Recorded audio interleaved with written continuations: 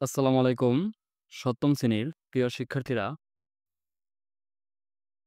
আমরা তোমাদের গত ক্লাসে আগের সবগুলো অধ্যায় সৃজনশীল এবং বহুনির্বাচনী প্রশ্নগুলোর সমাধান দেখিয়ে দিছি। আজকে দেখব ছবির রং হাশেম খান। এই অধ্যায়ের অনুশীলনীর বহুনির্বাচনী প্রশ্ন এবং সৃজনশীল প্রশ্নের সমাধানগুলো আমরা এই ভিডিওটিতে দেখব। আমরা তার আগে দেখে নেই ছবির রং ও হাশেম খান। নাম হচ্ছে হাশেম খান। জন্মসাল ১৯৪১ খ্রিস্টাব্দ। জন্মস্থান চাঁদপুরের জেলা ফরিদগঞ্জ থানার শেখদি গ্রাম। পিতৃ ও মাতৃপরিচয়: পিতার নাম মোহাম্মদ ইউসুফ খান, মাতার নাম নুরুন্নেসা খানম। শিক্ষাজীবন: মাধ্যমিক চাঁদপুর হাসান আলী হাই স্কুল। স্নাতকোত্তর উচ্চতর শিক্ষা স্নাতক ১৯৬১ সালে ঢাকা বিশ্ববিদ্যালয়ের চারুকলা ইনস্টিটিউট। পেশা: শিক্ষাজীবন অধ্যাপনা ও ছবি আঁকা। সাহিত্যকর্ম: চারুকলা পাঠ, জয়নুল গল্প, গুলিবিদ্ধ ৭১, জয়নুল আবেদিনের সারা জীবন, দুজন শিক্ষক আমি ছাত্র, ছবি আঁকা, ছবি লেখা, স্বাধীনতা ও জরিনারা, নিবারণ কন্যার গল্প স্বল্প। এগুলো হচ্ছে সাহিত্যকর্ম। পুরস্কার ও সম্মাননা: তিনি ২১ পদক, স্বাধীনতা পদক সহ অনেক পুরস্কার ও সম্মাননায় ভূষিত হয়েছেন। ছবি আঁকতে ইচ্ছে হচ্ছে কাগজ তো সাদা, পেন্সিলে আঁকা যায়, হাতের কলমটা যদিও আঁকা যায় এই সাদা জমিনে। রং হলে খুব ভালো হয়, ইচ্ছে মতো লাল, নীল, সবুজ, বেগুনি, হলুদ, কালো রং ঘষে ঘষে সাদা কাগজটা ভরে ফেলা যায়, সুন্দর এক রঙিন ছবি আঁকা হয়ে যায়। তোমরা এই গল্পটি কোন জায়গা থেকে তোমাদের অতি সংক্ষিপ্ত অথবা সৃজনশীল প্রশ্ন আসতে পারে, আমি এভাবে দাগ দিয়ে দেব। তোমরা এখান থেকে তোমরাও এভাবে দাগ দিয়ে পড়তে পারো। হলুদ, নীল ও লাল এই তিনটি কিন্তু আসল রং। এই তিন রং থাকলে নানা রঙে ভরা পরিপূর্ণ রঙিন ছবি আঁকা যায়। এই তিনটি রং মিশিয়ে অনেক রং পাওয়া যায়। যেমন হলুদ ও নীল মেশালে পাওয়া যায় সবুজ, নীল ও লাল মেশালে পাবে বেগুনি, লাল ও হলুদ মেশালে পাবে কমলা। এভাবে কয়েকটি সঙ্গে আরেকটি রং বা একাধিক রং মিশিয়ে কত রকম রং যে পাওয়া যায়, তার মধ্যে কয়েকটি রং ছাড়া সবগুলো সঠিক নামে চেনা সম্ভব নয়। তাই সিদ্ধান্ত হয়েছে লাল, হলুদ ও নীল এই তিনটি হলো মৌলিক রং বা প্রাথমিক রং। সবুজ, কমলা, বেগুনি হলো দ্বিতীয় পর্যায়ের মাধ্যমিক রং এবং অন্যান্য রং পরবর্তী পর্যায়ে। সাদা ও কালো রং ছবি আঁকার ক্ষেত্রে খুবই গুরুত্বপূর্ণ। মৌলিক রং মিশিয়ে এই দুটি রং পাওয়া যাবে না। তবে সবুজ ও লাল ঘন করে মিশিয়ে কালোর কাছাকাছি গাঢ় একটি রং তৈরি করা সম্ভব। রংধনুর ৭টি রং। বৃষ্টির পর আকাশে যখন রংধনু ফুটে ওঠে, এই একটি করে গুণে ৭টি রং খুঁজে বের করা যায়। হলুদ, কমলা, লাল, সবুজ, নীল, বেগুনি ও গোলাপি বাংলাদেশের ষড়ঋতুর দেশ। বছরের ১২ মাসকে আমরা ২ মাস করে প্রকৃতি ও আবহাওয়ার কারণে ভাগ করে নিয়েছি। বৈশাখ, জ্যৈষ্ঠ এই ২ মাস হচ্ছে গ্রীষ্মকাল। আবহাওয়া থেকে শুষ্ক ও গরম, বৃষ্টি হয় কম। গাছপালা, খাল, বিল, নদী শুকিয়ে যায়। প্রচণ্ড রোদে গাছের সবুজ সতেজ রং বিবর্ণ হয়ে যায়। আবার হঠাৎ করে আকাশে কালো রঙের মেঘের ছুটাছুটি, বিদ্যুৎ চমকানো, সঙ্গে কানে তালা লাগা প্রচণ্ড শব্দে বজ্রপাত হয়। তারপর ঝড় ও বৃষ্টি। প্রকৃতিতে রঙের নানা রকম খেলা চলে।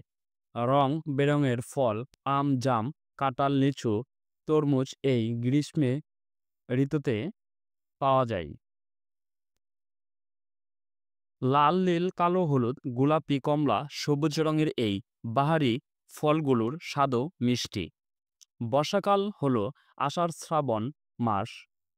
ধীরে অল্প বৃষ্টি থেকে ঝরঝর করে প্রবল বেগে বৃষ্টি হয় এ সময়। মাঠ-ঘাট, নদী-নালা, ঝিল-বিল পানিতে টইটুম্বর। পানি পেয়ে গাছপালা সতেজ হয়ে যায়। নানা রকম সবুজ রঙে ভরে যায় গাছপালা, বন-জঙ্গল, ধানক্ষেত, পাটক্ষেত ইত্যাদি। সাদা ও কমলা রঙের কদম ফুল বর্ষা ঋতুর ফুল। এই ঋতুতে সতেজ ও সবুজ কচুবনে যখন কমলা রঙের লম্বা লম্বা ফুল ফুটে চমৎকার লাগে দেখতে। কচু ফুল তরকারি হিসাবেও সুস্বাদু। শরৎকাল সাদা ও স্বচ্ছ নীলের ছড়াছড়ি।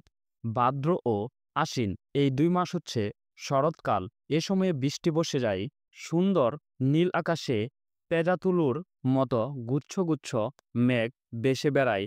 গাছপালা, নদী-নালা, প্রকৃতি সবকিছুই এই ঋতুতে ঝকঝকে। নদীর ধারে ও বিলে অল্প পানিতে, কাদামাটিতে সবুজ গাছ থেকে বের হয়ে আসে নরম সাদা কাশফুল। বাতাসের দোলায় এই কাশফুল যখন দোলে, সুন্দর নরম রঙের কারণে মন তখন আনন্দে নেচে ওঠে। বিলে পুকুরে এ সময় শাপলা ফুল ফুটে। বেশিরভাগ শাপলা সাদা, লাল শাপলাও আছে যা দেখতে খুবই সুন্দর। বরা নদী ও খালে সাদা, লাল, নীল ও হলুদ বিভিন্ন রঙের পালতোলা নৌকা চলাচলের দৃশ্য মোহনীয়। হেমন্ত ঋতু হল কার্তিক ও অগ্রহায়ণ মাস। সবুজ ধানক্ষেতের রং হলুদ হতে শুরু করে। ঋতুর শেষ দিকে অর্থাৎ অগ্রহায়ণ মাসে পুরো মাঠে হলুদ বা গেরুয়া রঙের বাহার। ধান পেকে গেছে। চাষিরা দল বেঁধে ফসল কাটা শুরু করে। এরপরই পৌষ ও মাঘ মাস শীতকাল। বনে জঙ্গলে বাড়ির আঙিনায় সর্বত্রই নানা রঙের ফুল ফুটা শুরু হয়। এ ফুল ফুটা শীতের পরে বসন্ত ঋতু পর্যন্ত চলতে থাকে। শিমুল, পলাশ আর কৃষ্ণচূড়া গাছে যখন ফুল ফুটে, হলুদ গাছের ঝলমলে হলুদ রঙের ফুলে পুরো প্রকৃতি যেন রঙের উৎসবে মেতে ওঠে। মাঠে তিলের ক্ষেতে সাদা ও হালকা বেগুনি ফুল এবং সর্ষের ক্ষেতে ফুলে ফুলে হলুদের বন্যা নেমে এই শীতকালেই। শীতের কারণে মানুষের পোশাকে আসে রঙের বৈচিত্র্য। লাল, নীল, হলুদ, কালো বৈচিত্র্য রঙের গরম কাপড় ও টুপি ব্যবহার করে মানুষ। শীতকালে কুয়াশাও প্রকৃতিতে ধোঁয়াটে ধরনের এই মায়াবী রং আমাদের চোখের সামনে তুলে ধরে। খুবই ঠান্ডা ও বরফ পড়া দেশ থেকে চলে আসে আমাদের দেশে লক্ষ পাখি। ঝাঁকে ঝাঁকে উড়ে এসে এরা আশ্রয় নেয় আমাদের দেশের খালে বিলে নদীতে, যাদের বলা হয় অতিথি পাখি। রং বেরঙের পালক এসব পাখির শীতের শেষে বসন্তের শুরুতে এরা আবার চলে যায় নিজের দেশে। ফাল্গুন ও চৈত্র বসন্তকাল ষড়ঋতুর শেষ ঋতু। এ সময় গাছে গাছে যেন প্রতিযোগিতা, কে কত সুন্দর এ সতেজ ফুল ফোটাতে পারে। নানা রঙের পালকে সেজে ছোট বড় সব পাখি গাছে গাছে নেচে বেড়ায়, উড়ে বেড়ায়, ফুলের মধু খেয়ে উড়ে বেড়ায় আনন্দে। অন্যদিকে হাজার লক্ষ রঙিন প্রজাতি, এত রং বেরঙের যে হিসেব করা সম্ভব নয়। নানা রঙের মোহময় প্রেরণায় মানুষও স্বভাবসুলভ আনন্দে মেতে ওঠে। বসন্তী ও উজ্জ্বল রঙের পোশাকে সাজসজ্জায় উৎসবে মেতে ওঠে। তাই বসন্ত ঋতুই হলো রঙের ঋতু। অনেক কাল আগে থেকেই বাংলাদেশের ষড়ঋতুতে আমাদের পরিবেশ নিঃসর্গে উজ্জ্বল সুন্দর নানা রঙের যে সমাবেশ ঘটেছে, রূপের রকমফের ঘটে চলেছে, তা বাঙালির মনকে নানাভাবে প্রভাবিত করেছে। তাই আমরা দেখি আমাদের গ্রামীণ সমাজের লোকশিল্পীরা মাটির পুতুল, কাঠের পুতুল, কাপড় ও তুলার পুতুল, সোনার পুতুল, লক্ষ্মীসরা, শখের হাড়ি, নকশিকাঁথা, হাত পাকা পাঠি, গল্প বলার পটে তথা লোকশিল্পে উজ্জ্বল ও সতেজ রং ব্যবহার করে ছবি ও শিল্পকে সুন্দর ও মোহনীয় রূপ দিয়ে চলছে। তাতে তৈরি কাপড়ে তাঁতিরা এবং ক্ষুদ্র নিগোষ্ঠীর লোকেরা তাদের তৈরি তাঁতের পোশাক, রঙিন সুতোর বুনটে নানা রঙের ঝলমলে মন করা সব শাড়ি ও পোশাক বানিয়ে চলছে। আমাদের শিশুরা এখন ছবি আঁকে। বিভিন্ন দেশের তুলনায় বাংলাদেশের শিশুদের ছবির রং অনেক উজ্জ্বল, সাহসী এবং মৌলিক রং ঘেঁষা। তাই খুব সহজেই বাংলা শিশুদের ছবিকে আলাদা বৈশিষ্ট্য চেনা যায়। চারুকলা শিক্ষা প্রতিষ্ঠানে শিক্ষাপ্রাপ্ত চিত্রশিল্পীদের ছবির সামনে দাঁড়ালে একই কথা মনে হবে। বাংলাদেশের শিল্পীরা অনেক মুক্ত, সহজ ও সাহসী। লাল, নীল, হলুদ, সবুজ, বেগুনি, কমলা, কালো ও সাদা রঙকে শিল্পীরা সুন্দরভাবে ছবিতে, নকশিকাঁথায়, হাত পাকায়, পুতুলে, হাঁড়ি পাতিলে ব্যবহার করেছেন। তাই বাংলায় শিল্পীদের শিল্পকর্ম বিশ্বে প্রশংসা পাচ্ছে। ক্ষোভ হচ্ছে ক্ষোভ জোর দেওয়ার জন্য বলা হয়েছে ক্ষোভ। মৌলিক রং হচ্ছে যার মধ্যে অন্য কোনো রঙের মিশ্রণ ঘটেনি, একটি মাত্র রঙে গঠিত, তা হচ্ছে মৌলিক রং। ষড় হচ্ছে ছয়। আমরা পড়েছিলাম যে ৬টি ঋতু, ষড় ঋতু। প্রচণ্ড হচ্ছে কড়া বা কঠোর। গেরুয়া হচ্ছে মাটির মতো রং। গেরুয়া হচ্ছে মাটির মতো রং। পাঠ পরিচিতি। বাহার হচ্ছে শোভা বা সৌন্দর্য। সর্বত্র হচ্ছে সব জায়গায়। পাঠ পরিচিতি তোমরা এটি মুখস্থ করে ফেলবা, এখান থেকে তোমাদের অনেক প্রশ্ন আসে। লেখক ও পরিচিতি এটি তোমরা মুখস্থ করে ফেলবা। তারপর আমরা অনুশীলনে চলে যাই। নমুনা প্রশ্ন, বহু নির্বাচনী প্রশ্ন ১। এখানে হচ্ছে তোমাদের ১ নম্বরে ছবি আঁকার মৌলিক রঙগুলো কি? ক হচ্ছে হলুদ, সবুজ ও বেগুনি। খ লাল, হলুদ ও কমলা। গ লাল, নীল ও হলুদ। ঘ হলুদ, নীল ও সবুজ। উত্তরটি হবে গ লাল, নীল ও হলুদ। ২ হচ্ছে মাঠে গেরুয়া বাহার দেখে বোঝা যায়। ক অগ্রহায়ণ মাস চলছে। ২ মাঠে ধান পেকেছে। ৩ হচ্ছে মানুষের মানুষের পোশাকে বৈচিত্র্য এসেছে। এই উত্তরটি হবে ২। উত্তরটি হবে ২। এখানে উত্তরটি হবে তোমাদের ২। এখানে ২ কিন্তু আলাদাভাবে দেওয়া নাই। তোমরা ১ ও ২ এটি দিতে পারো, বা গল্পটি ভালো করে পড়ে এখান থেকে ১ ও ২ এভাবে দিতে পারো, বা ২ ও ৩। তারপর ৩ ও ৪ নং প্রশ্নের জন্য উপরে উদ্দীপকটি আমরা পড়ে নেই। জাহাঙ্গীরনগর বিশ্ববিদ্যালয়ে বড় বোনের সাথে বেড়াতে যায় সবিতা। সেখানে তার বোন তাকে বিশ্ববিদ্যালয় ক্যাম্পাস ঘুরে ঘুরে দেখায়। হঠাৎ সবিতার চোখ ক্যাম্পাস সংলগ্ন বিলে আটকে যায়। সেখানে রং-বেরঙের হাজার হাজার পাখির মেলা বসছে, কিন্তু কোনো পাখি তার পরিচিত নয়। ৩ উদ্দীপকে অচেনা পাখিগুলোর ছবির রং রচনায় উল্লেখিত কোন ঋতুর কথা স্মরণ করিয়ে দেয়? ক বর্ষাকাল, খ শরৎকাল, গ শীতকাল, গ বসন্তকাল। উত্তরটি হবে গ শীতকাল। ৪ উদ্দীপকে উল্লেখিত পাখিগুলোকে আমাদের দেশে কি বলে? উত্তরটি হবে ঘ অতিথি পাখি। তারপর দেখো তোমাদের এখানে ৪টি সৃজনশীল প্রশ্ন দেওয়া আছে। আমরা ৪টি সমাধান করব, তার আগে আমরা এই উদ্দীপকটি পড়ে নেই। ১ গত ডিসেম্বরে রিংকু তার মামার বাড়ি আলোকদিয়ায় বেড়াতে যায়। তার মা তাকে সেখানকার বিদ্যালয়ে নিয়ে যান। বিদ্যালয় প্রাঙ্গণে নানা রঙের অনেক ফুল আর প্রজাতি দেখে সে মুগ্ধ হয়। সেখানে সে শিক্ষার্থীদের তৈরি উজ্জ্বল রঙের নানা রঙের পুতুল, বিভিন্ন রং দিয়ে ছবি দেখে অভিভূত হয়ে পড়ে। এখন আমরা দেখি ক, চাষিরা কোন মাসে দল বেঁধে ফসল কাটে? আমরা কয়ের উত্তরটি দেখে নেই। কয়ের উত্তরটি হবে অগ্রহায়ণ মাসে চাষিরা দল বেঁধে ফসল কাটে। তারপর ২ খ, এই ৩টি রং মিশিয়ে অনেক রং পাওয়া যায়, ব্যাখ্যা করো। চলো আমরা ক্ষয়ের উত্তরটি দেখে নেই। ক্ষয়ের উত্তরটি হবে ঋতু পরিবর্তনের সঙ্গে সঙ্গে প্রকৃতির রূপ বদলায়, যা প্রতিফলিত হয় নানান রং।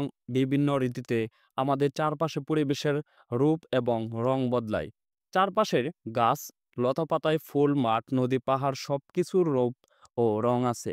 বাংলাদেশের ৬টি ঋতুতে বাংলার প্রকৃতি ভিন্ন ভিন্ন রূপ ধারণ করে। মাঠে ঘাটে কালো, সাদা, হলুদ, গেরুয়া, লাল বিচিত্র সব রঙের দেখা পাওয়া যায়। ঋতুভেদে মানুষের পোশাকেরও রঙের থাকে ভিন্নতা। তাই বলা যায় যে এদেশের প্রতিটি ঋতুতেই নানা রূপের প্রতিফলন ঘটে। আমরা দেখে নিলাম ক্ষয়ের উত্তর। তারপর দেখি ঘ, বিদ্যালয়ের দৃশ্য, ছবির রং, প্রবন্ধের কোন ঋতুর পরিচয় পাওয়া যায়, ব্যাখ্যা করো। চলো আমরা গয়ের উত্তরটি দেখে নেই। গয়ের উত্তরটি হবে উদ্দীপকের বিদ্যালয়ের দৃশ্য বসন্ত ঋতুর পরিচয় পাওয়া যায়। ষড়ঋতুর বাংলাদেশ বসন্ত আসে নানা রঙের বৈচিত্র্য নিয়ে। চারদিকে শুধু রঙের মেলা, গাছে গাছে ফুল, পাখির মেলা বসে। এজন্য বসন্তকে বলা হয় ঋতুরাজ। উদ্দীপকে বিদ্যালয়ের সাদৃশ্য বর্ণনায় বসন্ত ঋতুর উপস্থিতি লক্ষ্য করা যায়। বিদ্যালয় প্রাঙ্গণে নানা রঙের অনেক ফুল আর প্রজাপতি বসন্ত ঋতুর ছবি মনে করিয়ে দেয়। ছবির রং প্রবন্ধে বসন্ত ঋতুর বর্ণনা রয়েছে। ফাল্গুন ও চৈত্র মাস বসন্তকাল। এ সময় সুন্দর ও সতেজ ফুল ফোটে। হাজার লক্ষ প্রজাপতি পাখি উড়ে বেড়ায়। উদ্দীপকে বিদ্যালয়ের দৃশ্যে তাই বসন্ত ঋতুর পরিচয় পাওয়া যায়। আমরা ঘয়ের উত্তরটি দেখে নিলাম। তারপর দেখি ঘ, উদ্দীপকটি ছবির রং প্রবন্ধের আংশিক ভাব প্রকাশ করেছে, বিশ্লেষণ করো। চলো আমরা দেখে নেই ঘয়ের উত্তরটি। ঘয়ের উত্তরটি হবে বিদ্যালয়ের শিক্ষার্থীদের তৈরি পুতুল ও আঁকা ছবিগুলো যেন আমাদেরই প্রকৃতি। মন্তব্যটি যথার্থ। বাংলাদেশ বাংলাদেশ নয়নাভিরাম প্রকৃতির সৌন্দর্যের দেশ। বাংলাদেশের শিশুরা এই সুন্দর দৃশ্যই বিভিন্ন মৌলিক রঙের সাহায্যে তৈরি চিত্রকর্মে ফুটিয়ে তোলে।